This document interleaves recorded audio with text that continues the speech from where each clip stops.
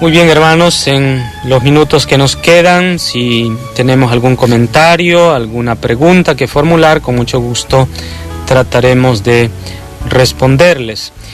Es importante que vayamos, ¿verdad?, nosotros acostumbrándonos a estudiar seriamente la Sagrada Escritura para dar razones de nuestra fe, para edificarnos nosotros mismos, ¿verdad?, para ver cómo Dios ha actuado, sobre todo en la historia de la salvación, ¿verdad? Son acontecimientos muchas veces sobrenaturales que se insertan en la historia de los hombres, ¿verdad? Son acciones de Dios secundadas por los hombres, ¿no? Entonces conviene estar siempre atentos.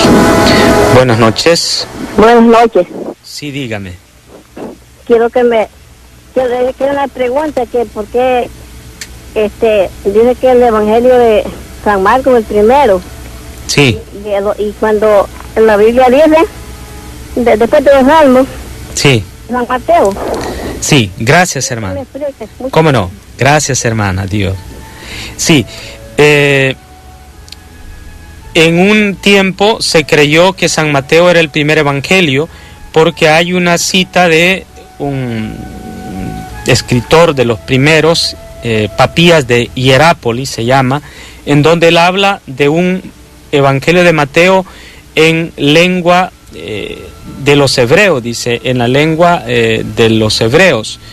Entonces muchos autores de la antigüedad pensaron que San Mateo era anterior a todos los demás evangelios, entonces lo ubicaron en el primer lugar del canon, ¿verdad?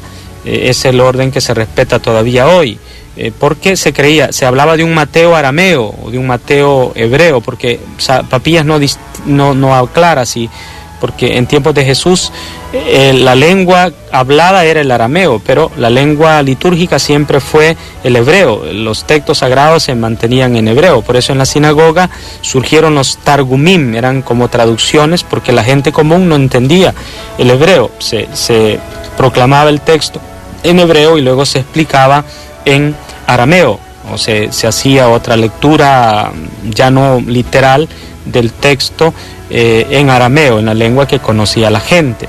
Entonces la razón es esa, hermana, que se pensaba que había antes del texto griego que nosotros tenemos, porque todo el Nuevo Testamento está en griego, que había una primera redacción, que era la más antigua de todas, en arameo.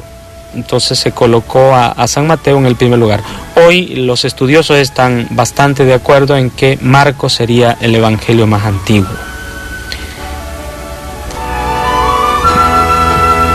Muy bien, son preguntas interesantes, ¿verdad?, que surgen. San Mateo, aprovecho para explicar algo de la liturgia, ¿verdad? Es un evangelio muy bien estructurado, muy propenso para la catequesis, para la enseñanza de la fe. Entonces, por eso en otro tiempo solo se leía los domingos, solo se leía el Evangelio de Mateo.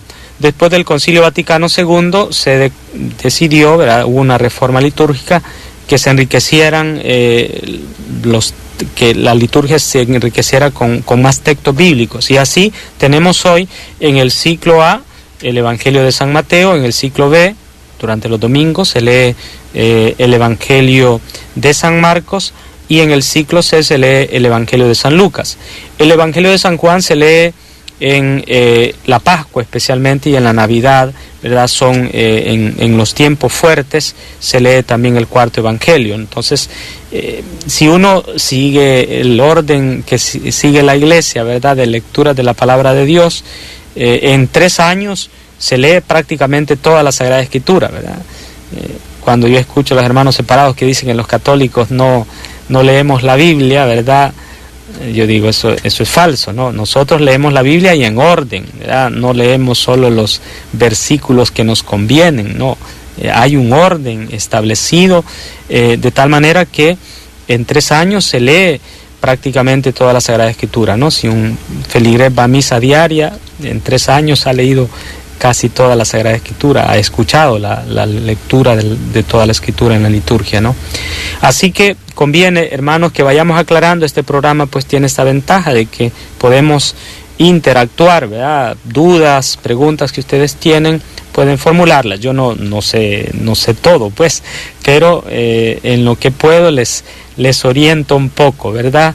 Eso creo que lo necesitamos mucho en la iglesia, ¿no? Formarnos en la fe, en la doctrina.